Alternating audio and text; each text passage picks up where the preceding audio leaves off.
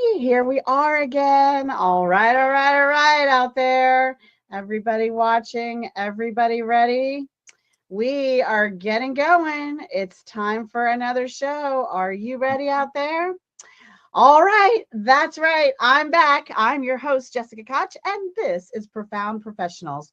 It's an interview series that has been coming to you for 10 years now. I have loved sharing with you industry experts from all over the globe, and they help you in so many brilliant ways. They help you improve your personal life, they help you grow your business, and today is no different. We have Benson Fischer. He is a serial entrepreneur who created 60 operating businesses and now operates ZivZo, right? ZivZo ZivZo. Marketing Group. ZivZo. We are going to talk about the name of that company.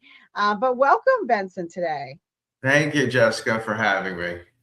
It is my pleasure. Okay, so tell us a little bit about your journey. It's 60 businesses. That is a lot of businesses. Well, a lot of them were restaurants. So, wow. I started right kind of in the middle of college. My brothers and I opened up a frozen yogurt store in Washington, D.C. Oh, called, that's awesome. called Yummy Yogurt.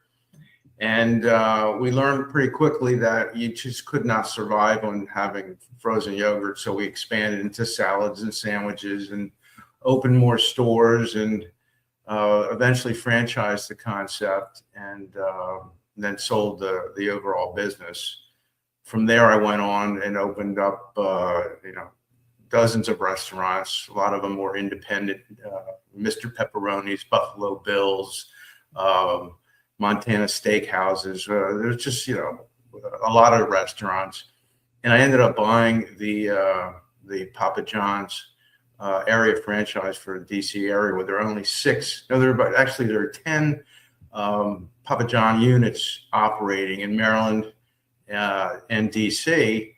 The former operator was doing a terrible job. So they came to me somehow, and I ended up making a deal with Papa John's and turning all those stores around. And then we did such a good job, Papa John's exercised their right to buy us back, and they did. Unfortunately, looking at Papa John's today, I would like to have the whole DC, Maryland market, but wasn't meant to be. So I found myself in the real estate business. I had a brokerage firm where we did a lot of restaurant transactions, sales, and finding them leases. And we even worked for franchise companies to find qualified franchisees. And after that, what did I do? I bought a large manufacturing plant called Montgomery Donut. They made donuts, famous brand in the Washington area, and bought them out of bankruptcy. Turned the company around, and we got large contracts with Starbucks and other companies in the Mid-Atlantic region, and it was starting to make some money. And there was a huge blizzard in the DC area in 2003, and the roof collapsed on the manufacturing plant. Oh, no. That was the end of that business. Which was actually good because we had a lot of insurance, and it was a hard business. A bakery business is difficult with trucks on the road and people making food products in the middle of the night. It was a lot of hours in that business. But fortunately, and this is interesting, I was able to find a contract donut manufacturer that made the donuts to our recipes. Wow. And it produced more profit than I ever could have made operating the business or the bakery prior to the roof collapse. It was great because I'd get orders from my clients, and I'd send the contract manufacturing the orders. They deliver to the like a Starbucks warehouse, and I didn't have to leave the house. It was great. And that lasted for about 3 years until Starbucks went to frozen product, and I didn't have frozen product, and that was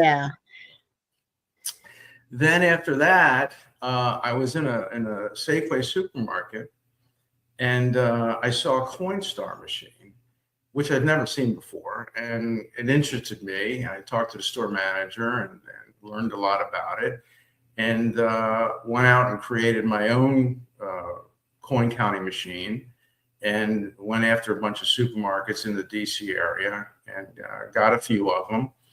And we were processing about $30 million in coins on the first year. And then we started going after customers of Coinstar, different supermarket chains, which irritated them to the point that they bought us out. So that was a good result for that. And wow. Let me see what I do after that.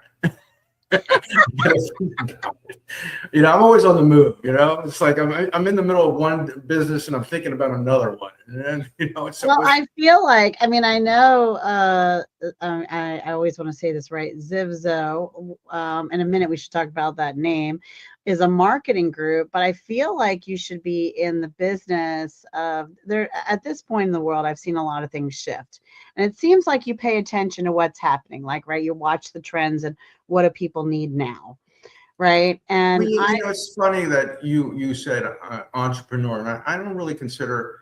I do consider myself a little bit of an entrepreneur, but more of an opportunist. I see opportunity, and I may not invent that wheel, but I see opportunities to make the wheel better in certain circumstances. And being a small operation compared to the big conglomerates out there, we can move pretty quickly if we see an opportunity and jump on it, and then exploit all the opportunities that come with that. And I found that, I tell you what, I forgot one of my deals was I created a beer called Redneck Premium Beer. And this was back in 1995 when Jeff Foxworthy got hot with his redneck comedy routine. And I ended up making a deal with Stroh Brewing Company, which is an old brewing company that Miller bought. And we sold beer in 32 states and had 300 distributors. And everybody told me you couldn't do it. You couldn't compete with the big boys. And that's one thing I've learned. You can compete with the big boys. A lot of times they're slow. They don't move quickly when there's an opportunity. And there is opportunity out there, especially today in the world of marketing, because the internet has kind of leveled the playing field for people with smaller companies. They have a great website and it looks like they're a giant company, and you can be anything you want today on the internet. So you are able to compete on an even playing field with some of these larger companies, even though you don't have the assets they may have in the marketing company they're using or all the tools that a large company has. But in today's world with the internet, there's opportunities that for small business operators that never were there before. And it's just amazing how the internet has changed small business. Really. Yeah, I totally agree. Well, let's talk about the name of your business and what your marketing group does. Well, I wanted a name for my marketing agency that meant nothing, like Roku or Hulu or something like that. So I sat on GoDaddy for 2 months looking for a name. And you go on to GoDaddy today and try to find a good domain name. It's almost impossible. It's crazy. And then you come across a name you like, and it's $100,000 to buy the name. So yeah. I was looking for a name that's 5 letters or less, that meant nothing, that was something I could use. And after about 2 months, I found ZivZo, and I bought it it was like $750 from GoDaddy, and here I am. But it's interesting that I get that question a lot. How'd you come up with that name? It's like it was hard to find a decent name. It's like, okay, I'll take this one, right? It was that kind of thing, because the name really, you want a short URL. and any name of your company. The shorter the URL, the better. So yeah, well, a marketing group that takes you all the way through the alphabet, right? Right, you land right on Z. right, right. So what does your marketing group do? Tell us all about. Well, we do marketing and advertising for virtually any kind of business. Because of my background, I'm pretty quick to understand the overall business plan of somebody's different business. And we represent a variety of clients, from porta potty companies to heart and lung transplant surgeons. So, and because I was in the restaurant business and the franchise business, we do a lot of restaurants and franchise company marketing as well. But, I think people come to us because they know that I have a background in business, and it's not, most marketing agency executives have never actually owned and operated a business. I have. So I understand the pitfalls that, entrepreneurs or small businesses have. And I understand both sides of the coin because I was there. I did it. I've walked a mile in most people's shoes. And when it comes to creating and operating a business and starting a business, it's, there's a lot of things that you think but you don't. Once you get into it, you learn the hard way. And I can save people a lot of time, effort, and money because I've learned the hard way. Any mistake any entrepreneur has made, I've made.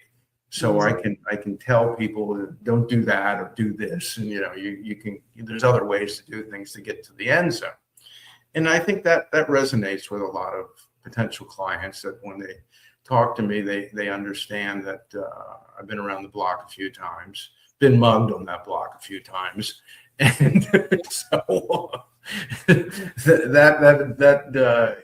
that creates a little more trust in who they're hiring, and so it works out that way. So, and I enjoy it. I like it because I am helping people, saving them a lot of time, effort, and aggravation by not only giving them good marketing and advertising, but my business background and my advice comes free. So that always is a plus. Yeah, that's a big plus. So if I'm out here listening, tell me if I'm your right ideal client. So I'm possibly a restaurant. Is it all brick and mortar businesses?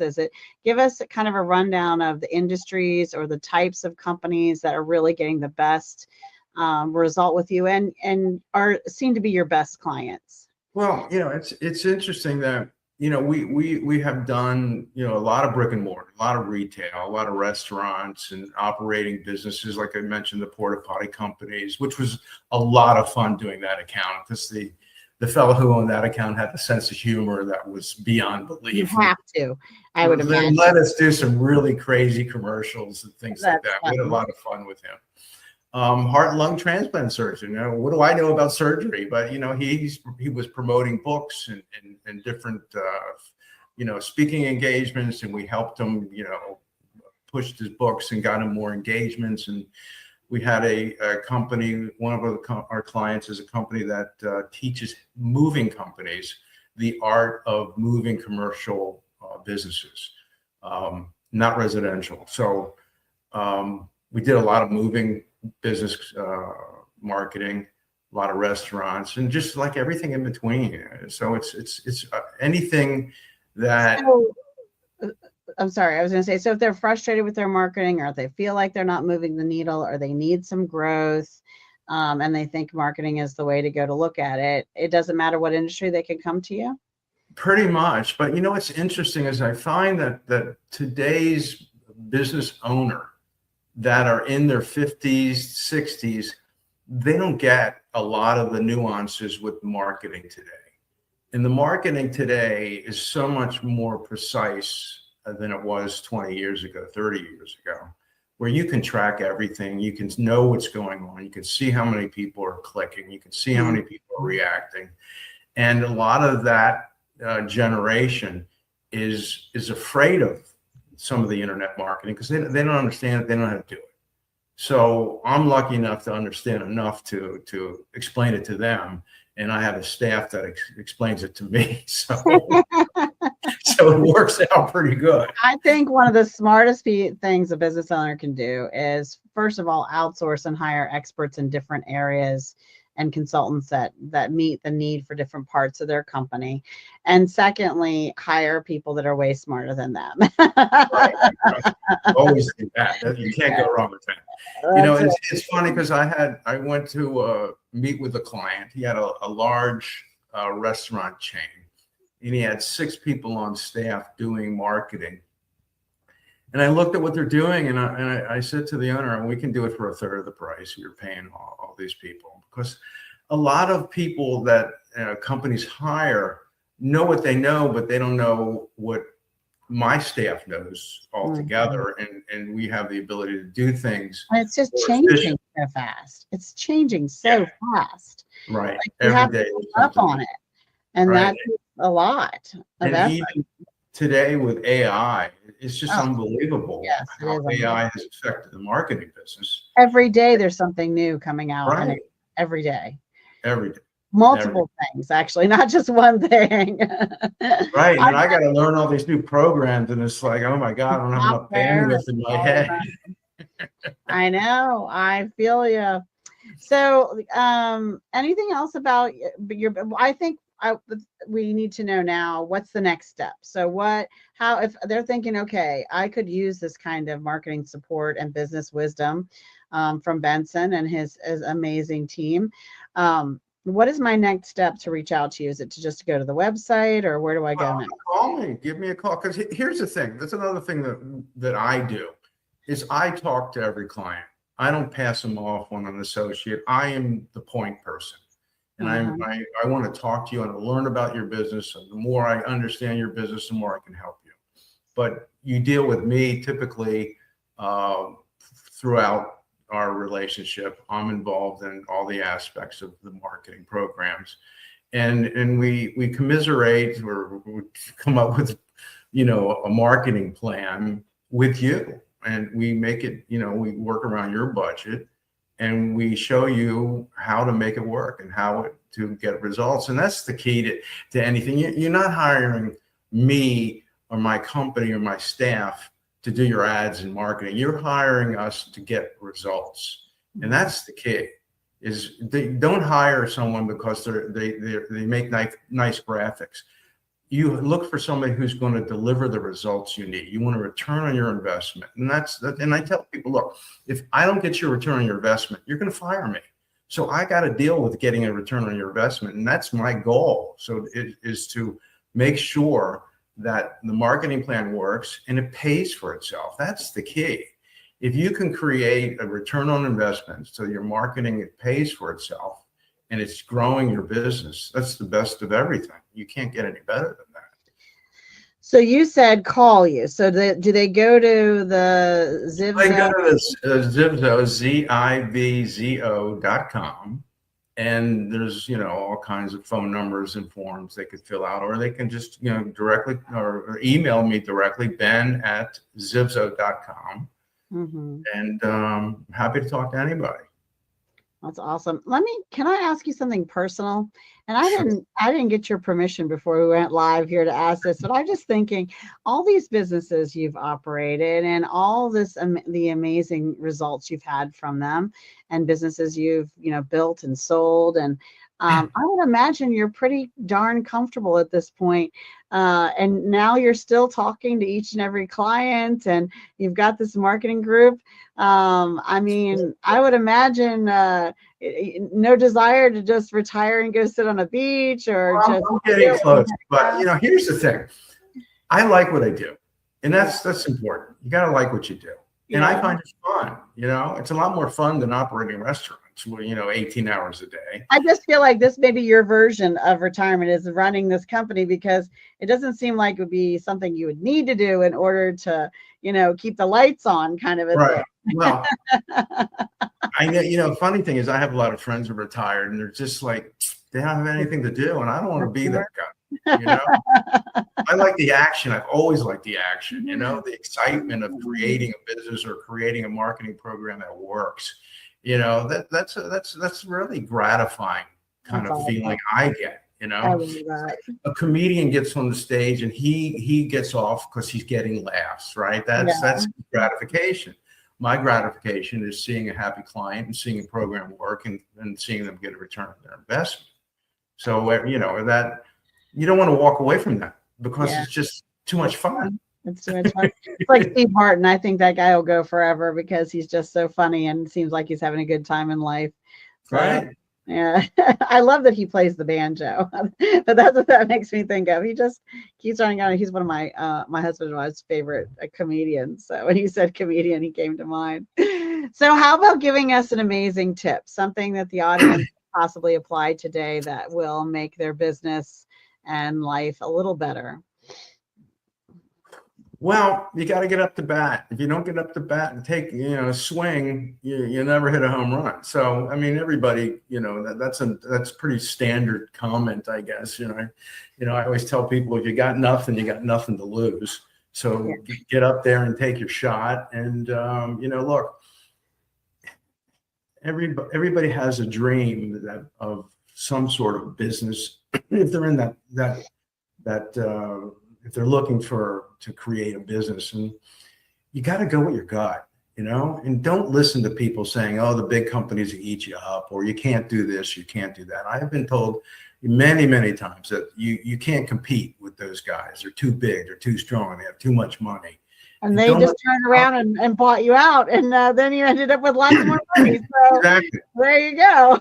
So you can't restrict yourself because somebody who doesn't know anything about what you're thinking tells you shouldn't do it. And it's interesting that people sit on the sidelines and they make comments, and they're afraid to get in the arena. So if you're gonna do it, you got to get in the arena, and you gotta go for it.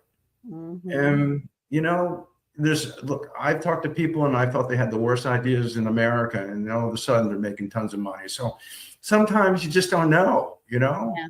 It's interesting how things take off out of nowhere. And like it's like a viral commercial or viral video. Why did that one kick off and blow up, and why didn't mine, or the opposite? Sometimes there's a logical reason and a formula that really works for why that happens. And then you're right. And then sometimes it's like, we have no idea why that one made it. Sometimes you shake your head. I mean, look, I walk into a store, I see some product on the shelf, and I'm thinking, who would buy this? Yeah. Right. And I find out they're selling billions of them around the planet. So I know. Just don't know. There was a woman's clothing store. I won't name it, but it's not in business anymore. And I thought, why would they name it that? What woman is going to want to go shop and say, yes, this is where I got this dress, and say the name? I would never want that. That store is no longer around. I was right about that one. But I have to tell you, I feel the same way about a book series that calls me not very smart, and they sell billions of those. So I'm wrong about that one, apparently, Right. So just never know. So you just got to get in the arena. Don't worry about the guy sitting on the sideline who doesn't have the guts to get in the arena. Get in the arena and do it. That's a great tip and good advice. One of the things I love about our show is we do take a moment of pause, and we hope to inspire someone to give time, treasure, or talent to a nonprofit cause. Either they care about and they just haven't thought about in a while because life got busy, as it happens, or that they get inspired to hear about yours. We like to spread awareness, so put yours in the comments. You just never know who might need it or need to know about it, or might want to also be inspired to support it. Spreading awareness is a really amazing thing you can do to support a nonprofit cause, as well as your time, treasure, or talent. So Benson, a nonprofit cause that you care about? I am big on veterans. I think people in the military are not treated fairly. Yeah. I think we could do a better job treating our veterans a lot better than we have in our, today. I just think that laying your life down for your country is something that takes. That's somebody who's in the arena. Right, he's in the arena, and I think we should take care of these veterans better than we have, and I donate to that. I love that. So that's That's awesome. And I'm sure near you out there somewhere is some sort of program that supports. There's so many good ones for Yes. that topic that you could support if that inspires you. So take a look at that. How about a book that inspired your personal life or helped you grow your business? Well, I just there's one book I read called what's it called? Wait a minute. Oh, It's Not an Option. And it's about option tradings. And and it kind of changed my strategy when I do some stock market investments. And it works great. It's it's by the Nazarian brothers, who are guys that you see on TV on the business channels. And options are a way to control a lot of stock without a lot of risk. Yeah. And I found that it worked very well for me, and it limits your risk and doesn't limit your upside. So that was a good educational book, and I would recommend that book to anyone who is in the stock market. So that's the last book that I read that had some residual effects that were positive. So it's called It's Not an Option. Yes. It's Not an Option. Okay. Sounds like a good one. I think I'll recommend it to my husband. And Maybe in fact, they give you the book for free if you go to their website, and they'll send you the book. So, so it doesn't cost you anything to get the book. Well, but I found it very educational, and I've done very well with options due to that book. That's awesome. Now, remember out there, you watching, we're having fun. We're sharing what's worked for us. We're sharing our ideas, our life experiences. We are not giving you legal, financial, or medical advice. Right. Don't give us a call if some options don't work well for you. That's on you out there. Yeah. Okay. I have a book I've been listening to, and that I think your clients would really like, and you would probably find interesting. And you'd probably think to yourself as you're listening to it, oh, I did a lot of that as you were running your companies. But it's called The 4 Disciplines of Execution, and it has 3 authors, and one of them is Sean Covey, Stephen Covey's son. And it's really fantastic. It is about exceeding a very specific, one wildly important goal, and the whole process that they've studied over the years to do it. And it's just really fascinating. If you like marketing books, I like them like candy. and that's a good one. It's a really good one. So so I thought I'd share that. Now you haven't read a book yet, but you've been in a compilation book. Tell us a little bit about that. Well, I do some. I'm a contributing author to an online publication called Today's Restaurant News, and which is a great publication, and it goes out to obviously to the restaurant industry, and I do a lot of that, and I'm looking for opportunities. A lot of business. Pardon me? Does that bring you some business? Yes, actually. Yes. Yeah, I would imagine. Doing a keynote. Actually, that my being involved with the magazine Today's Restaurant News also was how I was contacted to do a keynote speaking engagement at the National Restaurant Show in New York in March. So I'll be up there talking about restaurant marketing and franchise marketing. That's in March. But you know how it works. One thing leads to another, and things just happen. But you got to be in the arena. Got to get in that arena. Got to get out there. Now, before we move on and close out the show for today with your final thought, is there anything else about the business or you that you want to share? Well, I always tell people you're a crackpot till you hit the jackpot. Yeah, well, that's pretty good. I did want to ask you, I've been asking some of our guests lately. Legacy has been heavy and important to me as as our business has gone through transition and changes. So what does legacy mean to you? I know you have some special things that your company can do connected to that? We do legacy videos, and a legacy video that we produce is about 30 minutes, and it's a documentary on your life. And we have clients that want to have, you know, I mean, and it came to me because my grandfather, and most of my grandparents were died before I was born. And I always think about, wow, I would like to have met them, like to have heard them, like to have known them a little bit better. And so I started doing these legacy videos.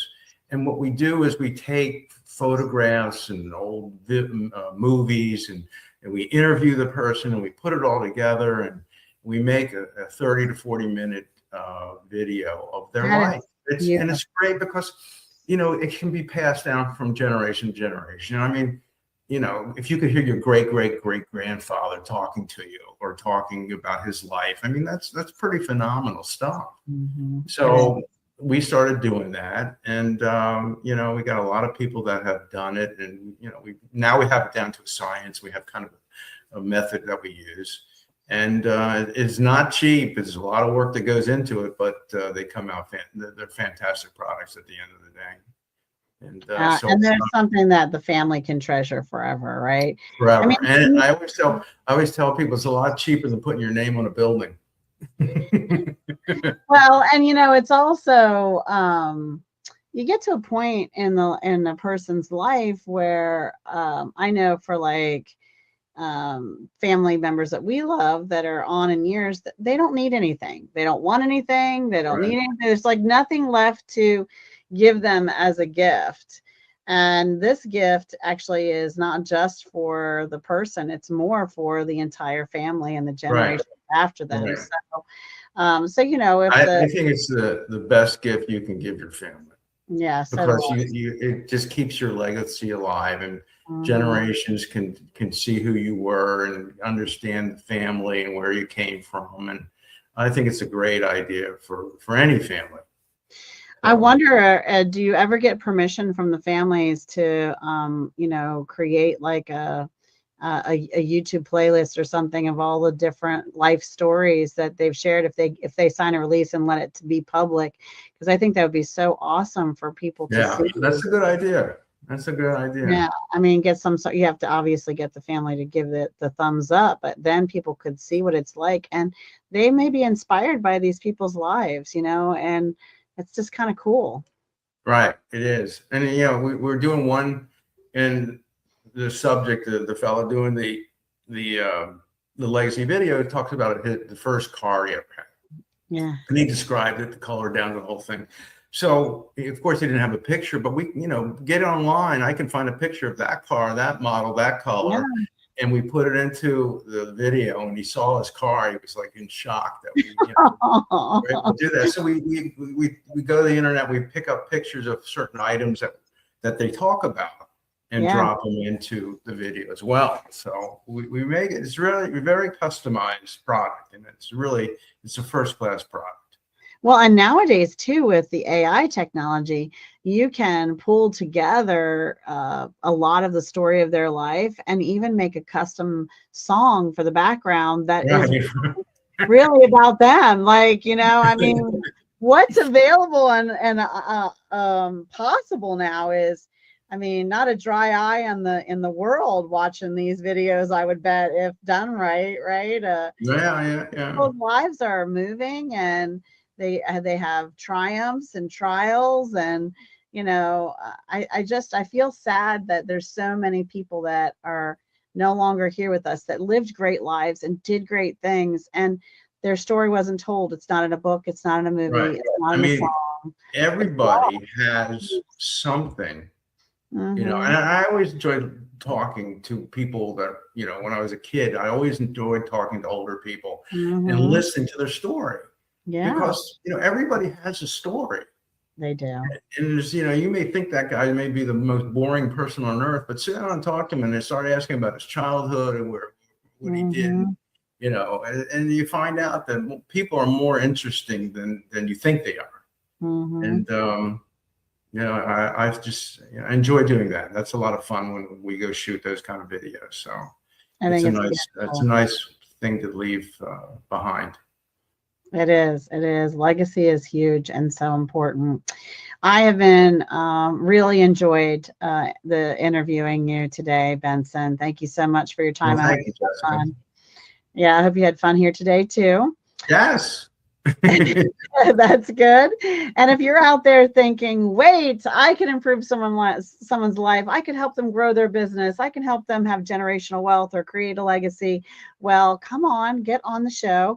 My team, reach out to us and we'll let you know just how to get yourself featured here on Profound Professionals.